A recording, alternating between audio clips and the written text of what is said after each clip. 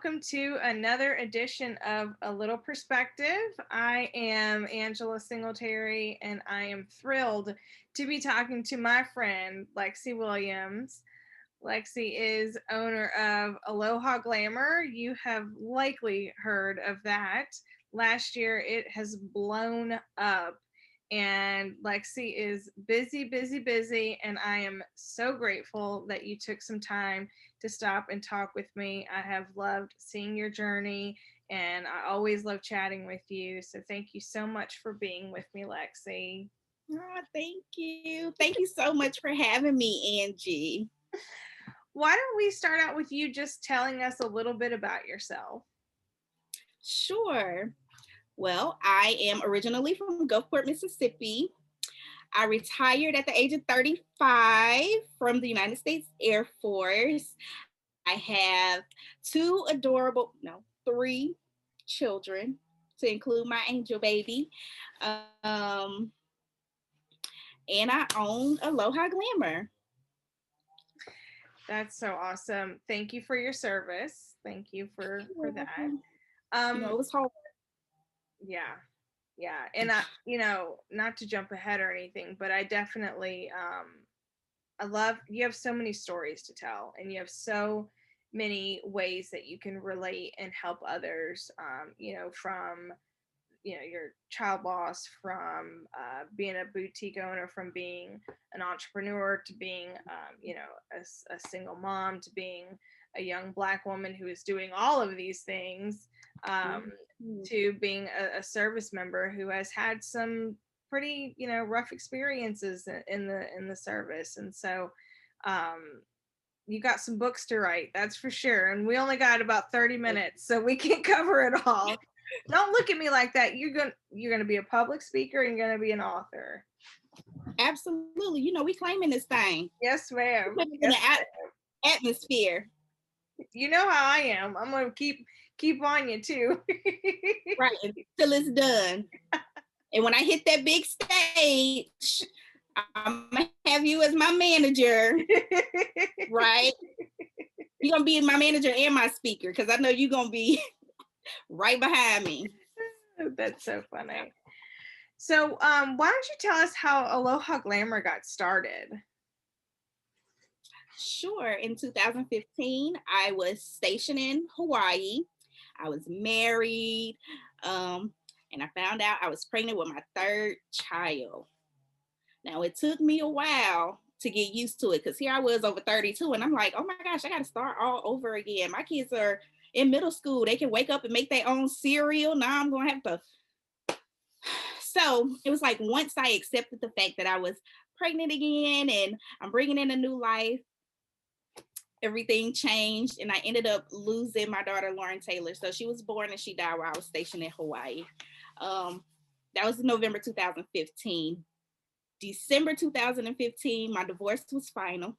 In January 2016, I had to pack up my kids from Hawaii and we moved back to Mississippi because I was being stationed in Keesler, Biloxi. And I was just going through the motions of life. I'm literally losing my mind. I don't know how to cope with my grief. And when I went back to Hawaii for my daughter's first birthday, it was just like an aha moment. Like, I'm going to start. And it started out as just a Hawaiian brand. I'm going to start this Hawaiian brand in honor of my daughter, Lauren Taylor. But then I sat and I started thinking about, well, we have African heritage. So I merged the two cultures to create this Afro-Hawaiian brand called Aloha Glamour. That's incredible. So, out of grief from divorce, from having to move on from that stage, and then the indescribable grief of having a child loss at birth like that, and then moving from an amazing place like Hawaii back to Biloxi, which I love Biloxi, but it's not Hawaii. I mean, that is a lot all in one tiny little time period. And then you were like, you know what, let's turn this into something good, and just decided Right. to open a boutique. And a lot of people don't know that my divorce was final the month later, and then I moved. So I I experienced different type of losses back to back to back. Yeah. And when I started going to my therapy, I had a therapist tell me like, I don't know how you still here. Mhm. Mhm. Child, I don't know either. But here I am. So, so therapy, was that an easy decision for you to make to seek therapy, or was that a hard decision for you to make? um, it was hard. I would say it wasn't easy. It's outside of the norm. You Mhm. know, growing up in the African American culture, we're taught to don't tell nobody your business. Mhm. Like, especially losing a child, like that's so not sacred, but it's so personal, Mhm. right? And a lot of people how to respond to that anyway. So you might just keep it to yourself. Right. But I found that in talking about it, in blogging, and putting my all into my brand, I've been able to help so many people get through whatever it is that they're going through. Mhm. So definitely for me, doing talk therapy and retail therapy, both of those help get me to where I am today. Mhm. Yeah, that's awesome. Therapy is, luckily it is becoming more normalized, but I know that especially in the African American culture, it's still not quite there yet. There's a safety feeling in keeping things quiet and in keeping things to yourself. You don't risk feeling judged, and you don't risk looking bad, so to speak. And so, with therapy, there's obviously that vulnerability, but with that vulnerability comes the chance to heal, but also to help others heal, like you said. So I think that's incredible, and I know that your story has touched so many. I mean, I've seen it just on Facebook alone, so I can only imagine how far your story has reached others. And that's just, it's wonderful. So I think it's really neat how, when I first saw Aloha Glamour, even though the phrase aloha is in there, my original take on it was very, Afrocentric. But I just love how, but once you kind of see that it's both, you can easily see that it's both, but it's also, it blends so well together. And I just love that, because I love how when you talk about dressing people and styling people, and when people are hesitant, you love color, and you love people to wear color and to be colorful. And so if somebody is hesitant to wear color or to be bright and bold, what kind of advice or words do you give them? Well, it's one of two things. A lot of times we use our clothing to kind of express how we're feeling on the inside. So if we're depressed, we're going to put on dark colors, and Mhm. um, we're not going to dress in color because we're not feeling that way. But I find that even when I don't want to dress up, as soon as I put on color, like it literally changed the way that I'm feeling on the inside. Mhm. So our motto became live your life in color, because there was a dark time in my life when I didn't even want to get out the bed. Mhm. Mhm. But when I put on this Hawaiian pua skirt, in Hawaii, they use it for hula dances. And I said, you know what? I'm gonna turn that into fashion.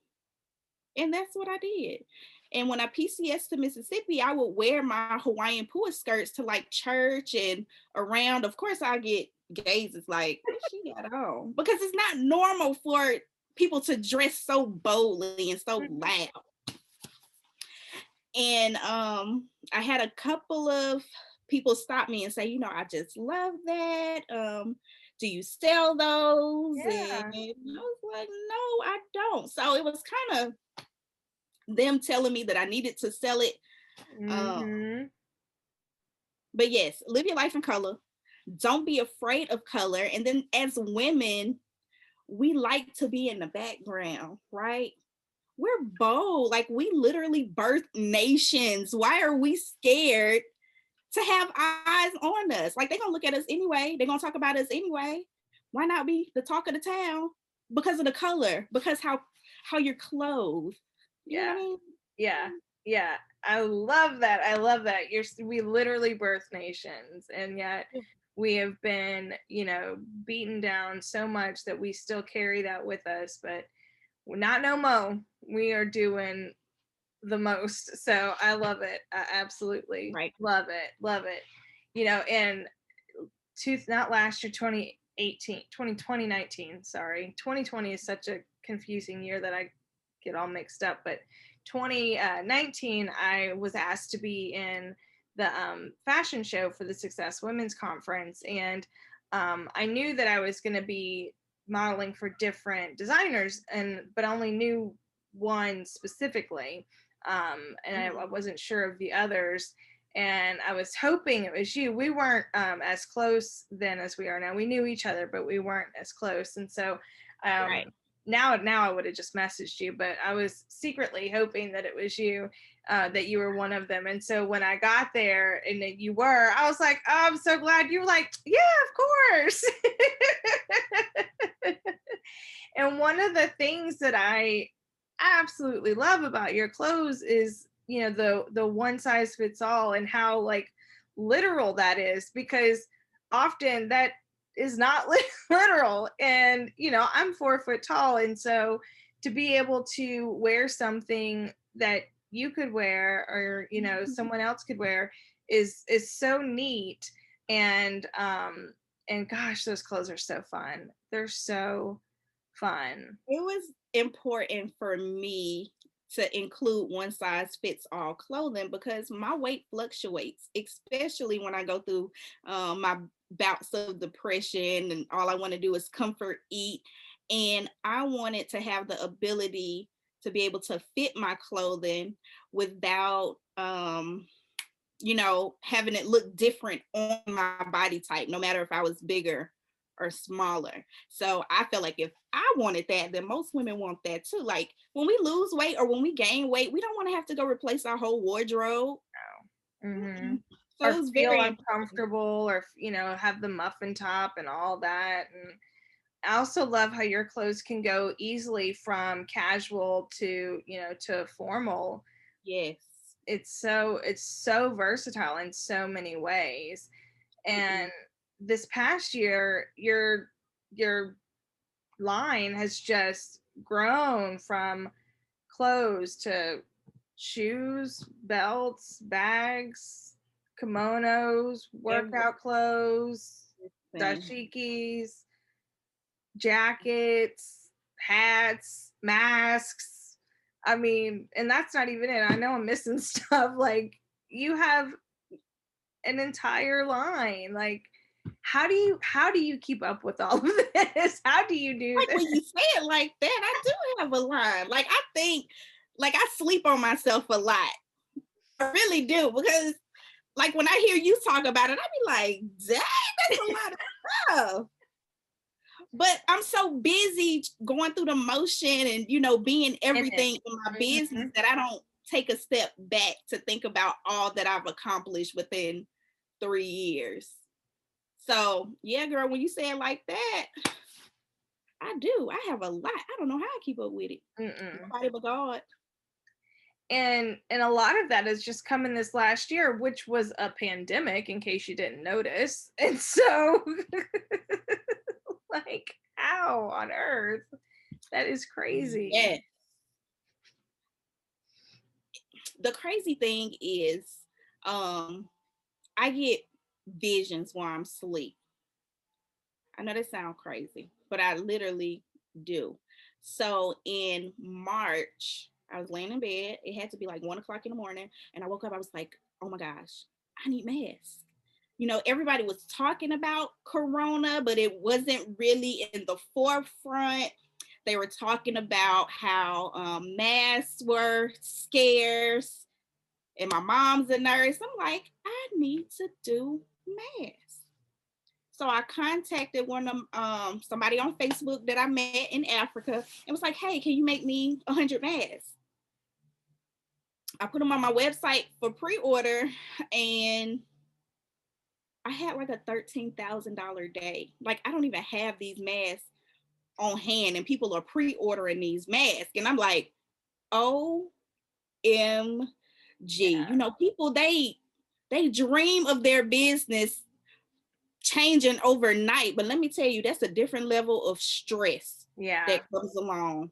And then because we were in the pandemic, you know, a lot of people, they were antsy and nervous. And so I was getting a lot of nasty grams, but I am very thankful for the visions that I get and for the people who have supported me so far.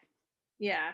Yeah. There definitely is a price to pay in everything. And so, you know, that overnight success doesn't come for free for sure. And so I'm sure. And customers can be awful in the best of circumstances, but you know, when it's Yeah. such as that, I can only imagine. But I have to say that you carry a level of professionalism that is top notch, Lexi. Like you are incredibly professional. I mean, you're very relatable and down to earth. But Aloha Glamour has always been a real brand. It has never come across as a side hustle or Yeah. as, you know, as one of those, you know, other kinds of things. I'm Just not selling trying to, clothes just to make money. yeah, and I'm not trying to insult anybody, but Right. it's always come across as a very legit brand. And obviously now more than ever, you know, with your entire lineup and with all of the media coverage that you've had, you know, I can't imagine. I know That that has was to feel crazy. overwhelming. Yeah. Yeah. And I know that you have talked a little bit about, you know, having some anxiety and depression every now and then. And so does that media coverage, when it's that big, does that kind of force that affect your anxiety and your depression, or is it? Listen, when the pandemic first kicked off and I was getting all of these orders, my anxiety shot through the roof. There were times that I literally had to drag myself out of bed to get these orders done. I Yeah. was looking at my back office and I had like 1,300 orders that needed to be shipped, and I did not have the mask. And, you know, it was customs holding it up. It had a lot to do with customs Sure. and getting my mask on time. And I cried for days. Like, I even turned my phone off because I time I heard the cha-ching sound, like my heart, and every time my phone rung, I didn't know if it was gonna be a mad customer or a happy customer. So I literally had to hire my sisters to take care of like my back office operations, answering my phone, replying to emails, because you know, I hold Aloha Glamour to a high regard. And I understand I understand now that the messages, it wasn't personal, like it was business, but I still feel like it was an attack on me and my character and my brand. Like, no, I'm not here to just take your money. Like, so yeah, it really drove me. Yeah. Yeah. And I imagine already having PTSD from other situations, you know, that kind of a thing, even though it's not the same, it still triggers the same thing mentally. And so it still has those same effects. So you know, everybody sees all the good and the excitement, and it's great. It really is, because you are doing wonderful. But again, it doesn't come without a cost. And so I commend you even more, not just for being the boss babe that you are and getting where you've gotten, but also doing it with all of these things, you know, going on in the background, and this, you know, elephant on your back essentially. So, you know, you're amazing. You are absolutely amazing. So I'm going to switch topics and talk about Mississippi Black owned business. I I joined that group a couple years ago, and I have seen it grow tremendously, and you are obviously the head of it. Did you ever expect it to be as big as it has gotten? No. So when I started Aloha Glamour, I actually started the BOB at the same time, Oh, because here I was in Mississippi with this Afro-Hawaiian clothing boutique. And I'm like, well, where are all the people at who gonna wear the clothes that, I want to wear the clothes. So I felt like if I had that issue as a business owner, then there are other Black owned businesses here locally, because I couldn't think off the top of my head 10 people who are Black and who own businesses. So mm-hmm. I wanted to create something where we could all be in one location, where consumers can find us, where we can find each other, to circulate the Black dollar along the Mississippi Gulf Coast. So yeah, I started them both at the same time. And Aloha Glamour wasn't doing as much online, so I devoted a lot of my time to BOB. Mm-hmm. Mm-hmm. Yeah.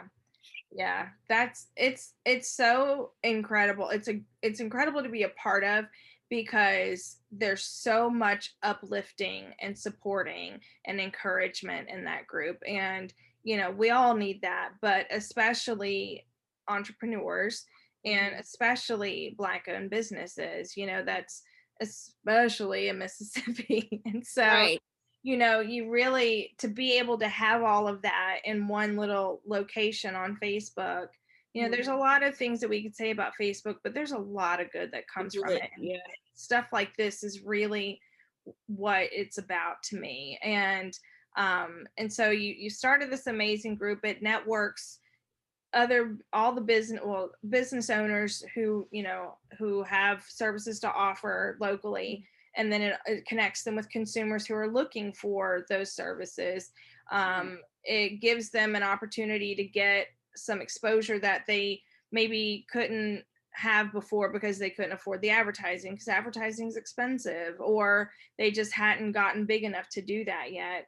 But then you went even further, because apparently you're an overachiever, and you did the BOB Awards show. So tell us about that.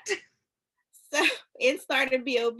The award show was birthed out of the BOB. So what people don't know is, right before I did the awards gala, I think it was One Coast. It was either One Coast or it was the Sun Herald Business Awards thing. And I was looking at it, and I noticed that Black owned business owners weren't being represented. And I didn't know if it was because we didn't have the information, like we weren't privy to it, or, we hear everything late. And I couldn't recognize anybody on the list that I knew that was a part of BOB. And I was like, you know what? I guess I'll do it. Right? I do everything else. Nothing better to do. I have all this free time, because you're retired now, but you were still in the military at that time. Yes, I would have people call me and say, Lexi, what do you do? Is it just BOB and Aloha Glamour? Like, no, ma'am. I wake up at 4:30 in the morning to go into the military. And then when I get off, I work BOB in AG. And I have daughters. So it's like... And then the military would look at me like, why are you being recognized for all these awards outside of the military? Because there's more to life than in this military. Yes. So when I was in the military, I was able, me and the board, we were able to fund the event mostly out of our pockets. So 5 people fund this whole event. But once I retired, like for last year's show, I had retired and I hadn't got paid since November. And I knew the awards gala was coming up in February. So I had to be really creative in making sure we still had the resources we need for the show to go on. So I thank God for business owners like you for sponsoring awards, because y'all actually paid for the awards for us to give to the category winners. So like we all make it happen. Like the only thing I did was start it. It takes all of us to make sure the BOB thrives and is successful. And I tell people, once I make it, we all making it. we all gonna be there. Exactly. And that's, that's the thing. You and I both had this conversation. It's not pie. There's more than enough for everybody.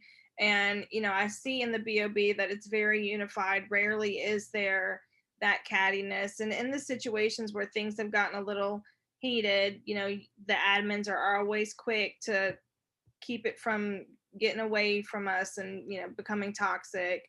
So right. I can't say enough about the group. And, while yes, it obviously takes a village to be able to do all of it, your leadership is key, because without good leadership, I mean, in the military, without good leadership, you're nowhere. So, your leadership is absolutely key. What's so funny is I wasn't considered a good leader in the military, but here I am leading 6,800 people.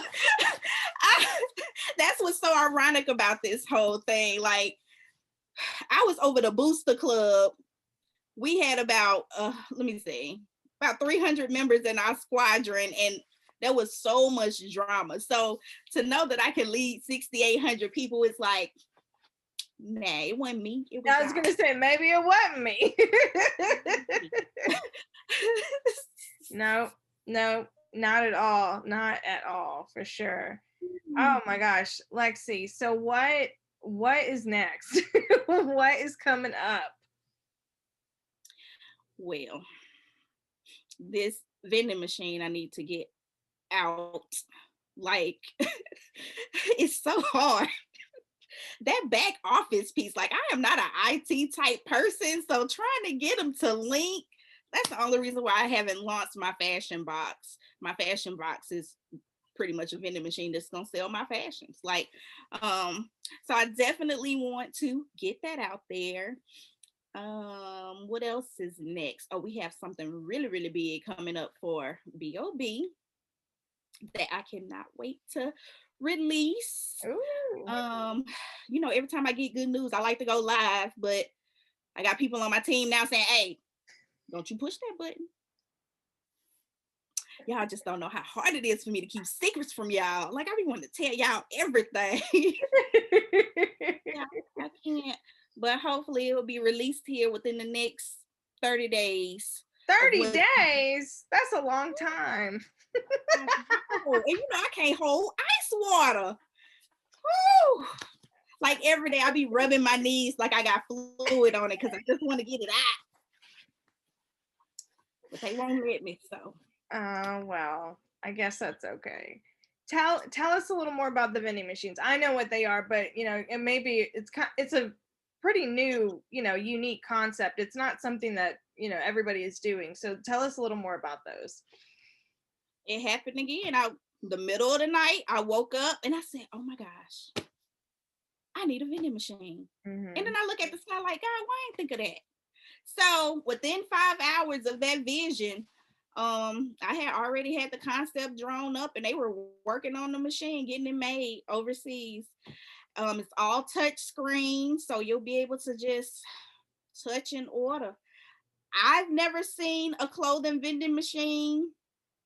Not saying that it's not out there, but it's not something that I've seen. So what I like to tell people is, like, you're not giving these visions and ideas for nothing.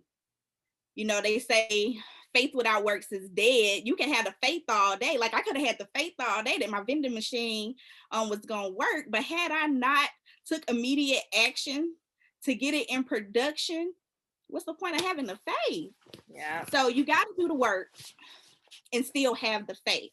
So without, listen, I didn't have a location for this vending machine. I didn't know what was going to go in this vending machine. Well, I kind of did know what's going to go in the vending machine, but all of that was figured out after the fact. Mm-hmm. I had to start the motion and get it into, bring it into fruition for it to work. Like, so you got to do the work. You got to have the faith and trust those intuitions, trust those thoughts. And if it sounds crazy, It probably do sound crazy, but you Yeah. can make it work. Mm-hmm. Yeah. Yeah. Yeah. I get night visions too. Like especially like right when I'm falling asleep or right when I wake up. And so I try to meditate. Once I start realizing that, I try to meditate like intentionally so that I can open myself up to that. Right. And like we were talking earlier with the the children's book that I want to write, they just kept coming and coming. You were like, yeah, I mean that's that sign telling you like you Right. need to do this. And Like what I, other side you need? yeah, yeah, but and I love how you said if it feels crazy, because if it feels crazy, then it's probably going to be really, really good. Good. But it's probably going to take a lot of work and Yeah. faith. But it's worth it. Like it's worth it just to buckle down and do it. And if that's what you're meant to do, if it's what, the universe is putting in your path, and It's the gonna work. the way will be formed. And I also like how you said that, you weren't sure of the details and you're figuring it out as you go, because the kids group I do is one of the is something that I had a vision for. And then I had several parents reaching out to me, but last year was rough for all of us. But I had a lot of anxiety and I wasn't like feeling it. I was like, no, I don't want to do that. But it kept coming back to me enough where I finally did it. And so I did it, and it was wonderful. It was a lot of figuring it out, and now I'm at a point where I'm reworking it because it hasn't quite worked out like I wanted it to. But I still know that it's what I'm supposed to do, and so Right. just have to have faith that, and just keep going, And don't be afraid to pivot. Like you said, you got to rework it. Yeah.